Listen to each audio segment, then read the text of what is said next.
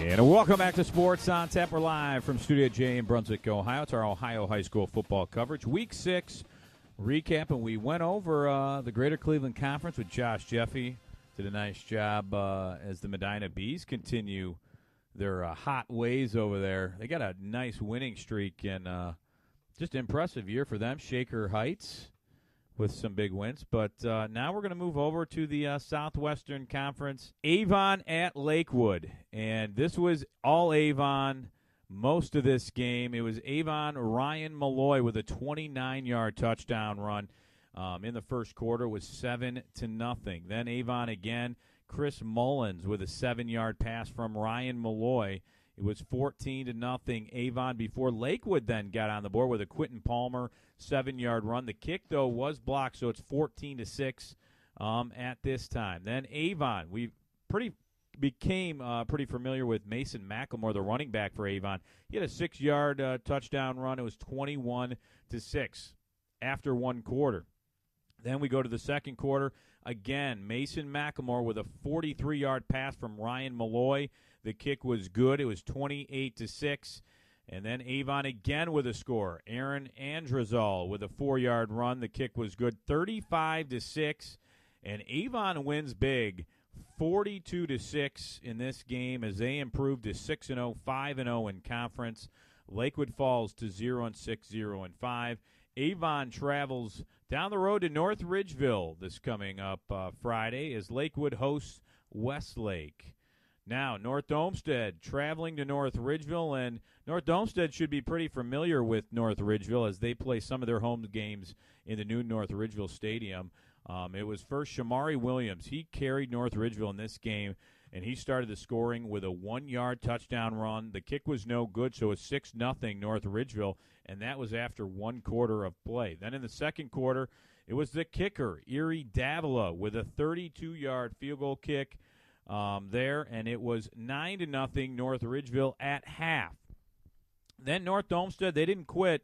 Josh Huffstetler finally scores from 14 yards out. The pass from Brandon Maximovich. The kick was good. It was 9-7 North Ridgeville. And then the kicking game for North Ridgeville was back on as Erie Davila kicked a 20-yard field goal. It was 12-7 North Ridgeville after 3 quarters of play.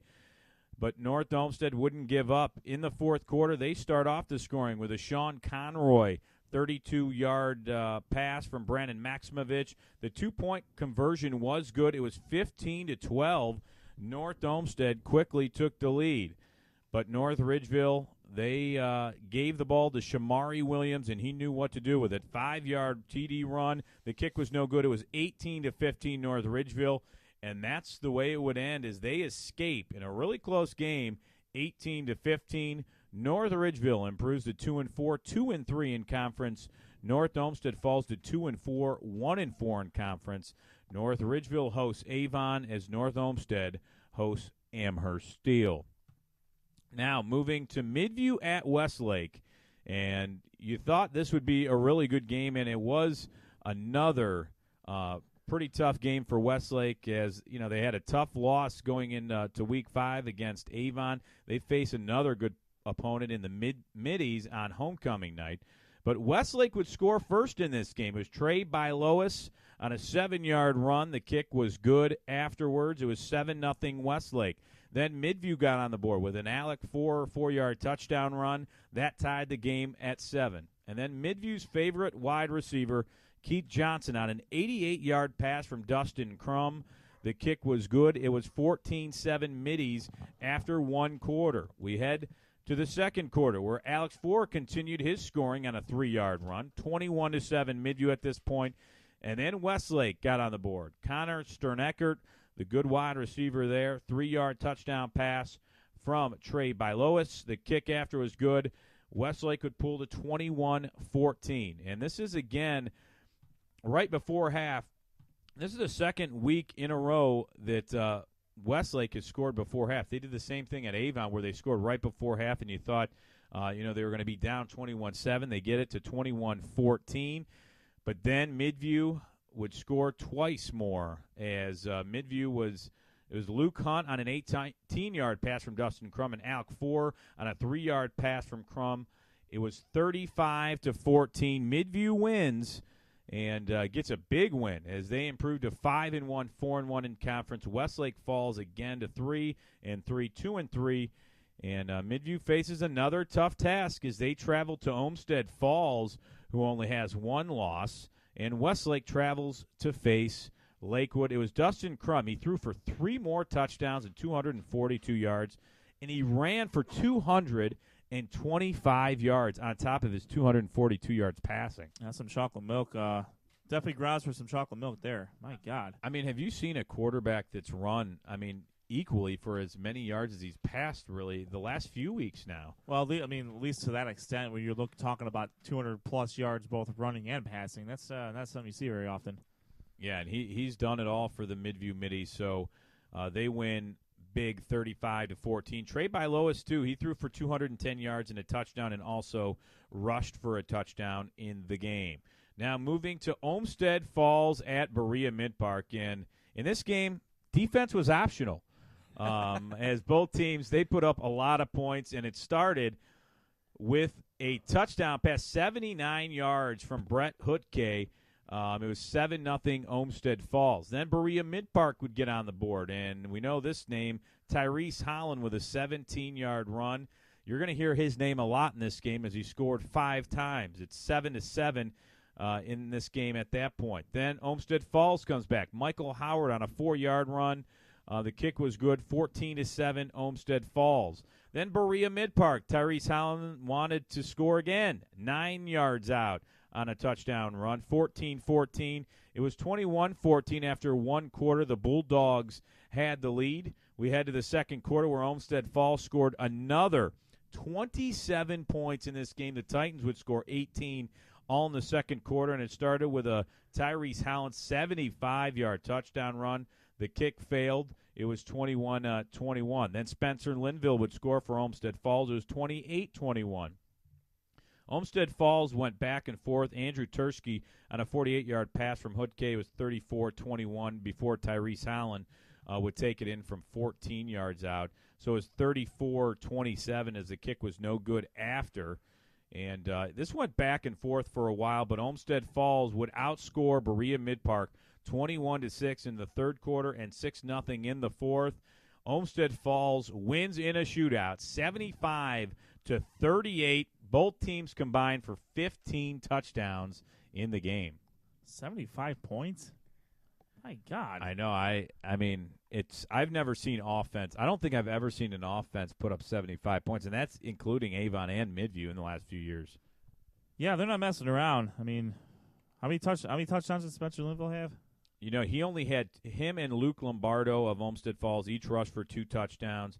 It was Olmsted Falls senior quarterback Brett Hutke threw for 3 touchdown passes, ran for 46 yards and a touchdown, and then Tyrese Holland ended with 5 touchdowns on the day. Lots of chocolate milk that way too. Goodness gracious! And you know, Tyrese Holland, I didn't have how many yards he rushed for. I'm sure it was probably over 200 at least. He had 75 on one run.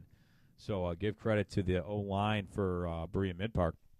Yeah, absolutely. I mean, when you put up 38 points, that's pretty good. You don't expect to get double up when you put up 38 points. Well, I was going to say, with 38 points, you're probably thinking you won the game. Yeah, absolutely. At that point, but 75 by Olmsted Falls. I mean, they just continue to win. They improved to 5-1, 4-1 in conference. Berea Mid Park falls to 2-4, 2-3, and then Olmsted Falls. Now, this is a game. They host Midview on Friday. Berea Mid Park will travel to Avon Lake, which should be another good game.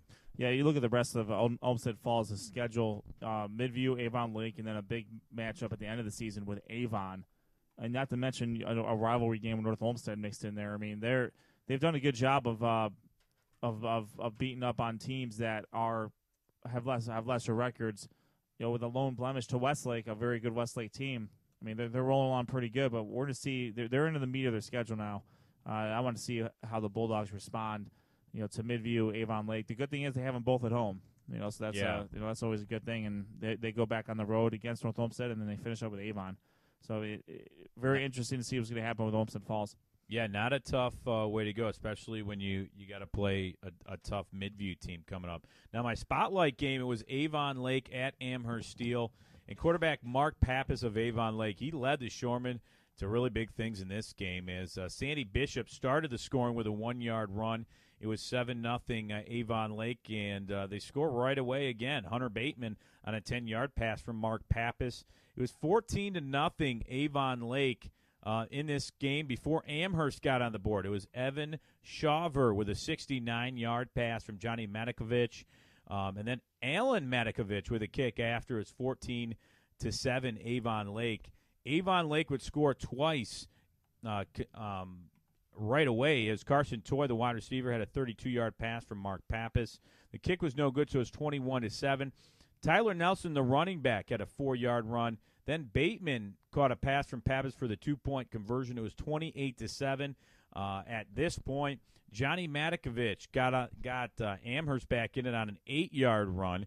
It was 28-14 at halftime, and Avon Lake started the third quarter with a Carson Toy 35-yard pass from Mark Pappas, and that's how the game would end. No other scoring other than in that third quarter. 35-14 was the final score. Avon Lake and Mark Pappas, man, he continued 293 yards passing, 3 touchdowns. Avon Lake improves to 5-1, 4-1 in conference. Amherst falls to 1-5, 1-4. Avon Lake hosts Berea Mid-Park, and Amherst travels to North Olmsted. Avon Lake put up 471 yards of total offense. Like I said, Mark Pappas, 293 yards passing, 3 touchdowns. It was running back Tyler Nelson. He ran for 101 yards and a touchdown. Wide receiver Carson Toy had 154 yards receiving and 2 touchdowns. Amherst quarterback Johnny Matakovich, 135 yards and a touchdown. My Southwestern Conference player MVP this week goes to Olmsted Falls quarterback Brett Hutke, who threw 3 touchdowns and had over 150 yards passing. And he had probably 3 or 4 big scoring plays in that game. Obviously a lot of scoring in that game, but normally with Olmsted Falls you hear of Spencer Linville in that running game. You don't really hear about the quarterback too much, and he had a huge game, scoring 3 touchdowns there. So congratulations to Brett Hutke, who put up 3 touchdowns. My spotlight game of the week is going to go to 5-1 Midview as they travel to 5-1 Olmsted Falls, and I think that's going to be a really great game to see in Olmsted Falls. Olmsted Falls a tough team at home, so I think that'll be a fun one to watch.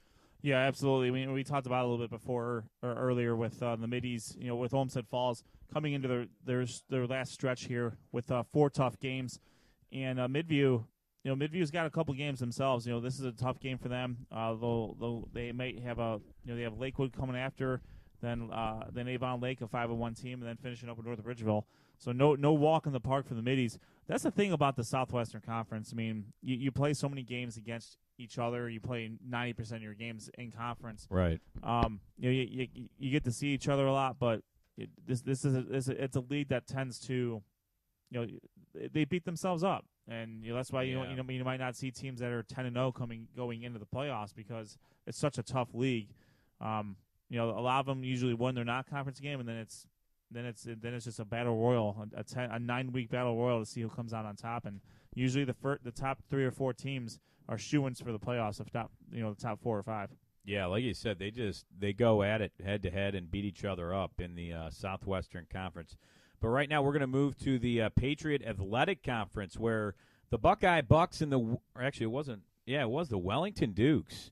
They're a tough team this year. They've done some pretty big things in the Patriot Athletic Conference. Finally, the first game in conference, and it was Wellington that would start off the scoring. It was Trevor Porter on a 69-yard pass from Max Karovic. And the kick after was good. It was 7-0 after 1 quarter. Wellington led. Then we go to the second quarter. It was Buckeye scoring. Michael Durgee on a 2-yard run. The kick after was good. It was 7-7.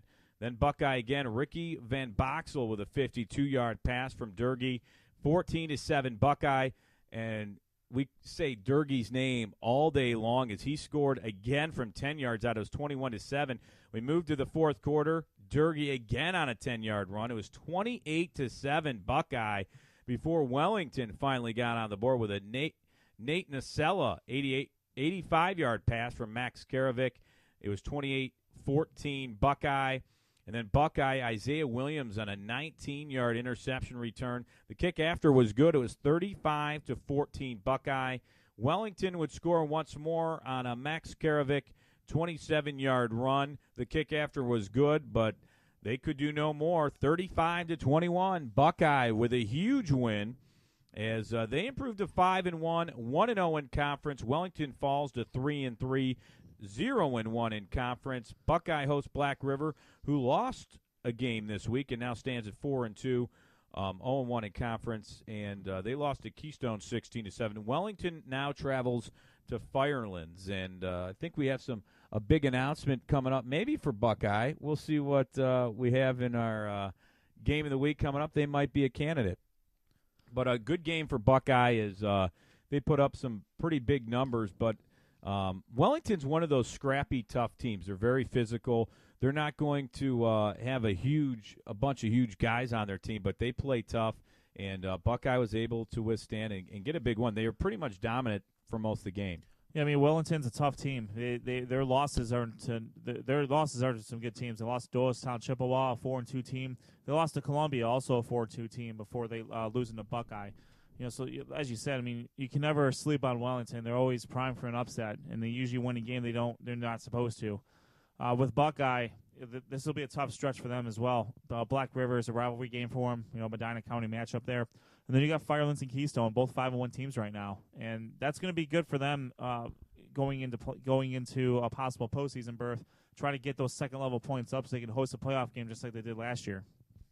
Yeah, and right now I think they're a little bit on the outside looking in, but I think they're actually right there. They are number 6 Okay, right they're now. number 6. And 8. They are number 6. They would travel to New Philly right now if the playoffs were to start today. All right, so they're right in, but if they get some of those wins, like you said, they'll get big-time points and move way up, I'm sure. Yeah, I mean, if you look at this region, you got Hoban, the defending state champions, St. Vincent St. Mary, West Geauga, a team that Buckeye lost to last year in the playoffs, and a surprising team, maybe not so much surprising to me, but because I know who they are, Alliance Marlington 6-0 down in Stark County. So they're right in Mount Union Country.